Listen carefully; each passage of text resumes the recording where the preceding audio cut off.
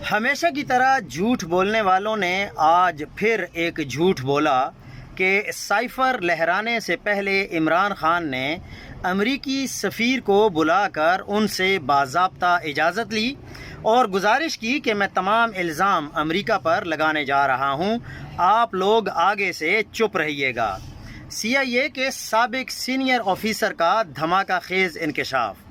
لیکن حقیقت یہ ہے کہ ان آزاد غلاموں کی بھی کیا زندگی ہے کہ روز جھوٹ پھیلاتے ہیں، روز ذلیل ہوتے ہیں۔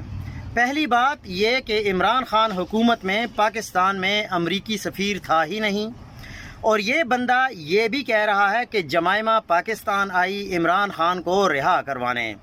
یاد رہے کہ 2002 سے 2004 جان کریاکو میں پاکستان میں CIA کا ہیڈ رہا اور امریکہ میں سزا یافتہ اور جیل کاٹ چکا ہے، اور اس کے مطابق پاکستانی ایٹمی اثاثے امریکی کنٹرول میں ہیں۔